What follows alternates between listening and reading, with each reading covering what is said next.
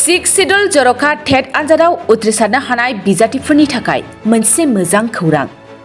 नंगौ, थांनाय six schedule जर'खा टेट आनजादाव उथ्रिसारनो हानाय चिरां जिल्लानि बिजाथिफोरनि थाखाय मोनसे गोनां खौरां।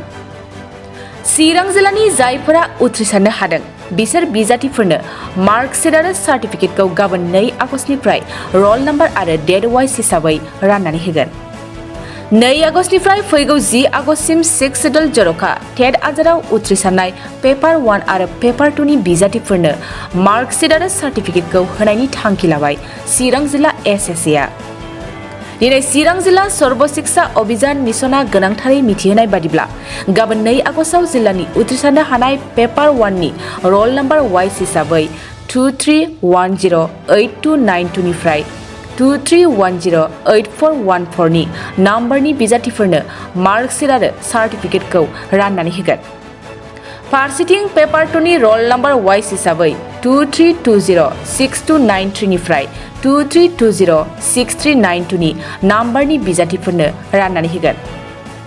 बेबादिनो 3, 4, 5, 6, 7, 8, 9 आरो 10 आगस्टआवबो चिरां जिल्लानि काजलगावआव थानाय सर्व शिक्षा अभियान DMC मावखुलियाव मावख'नि समाव जिल्लानि उथ्रिसारनो हानाय बिजाथिफोरनो मार्कशीट आरो सार्टिफिकेटखौ राननानै होगोन।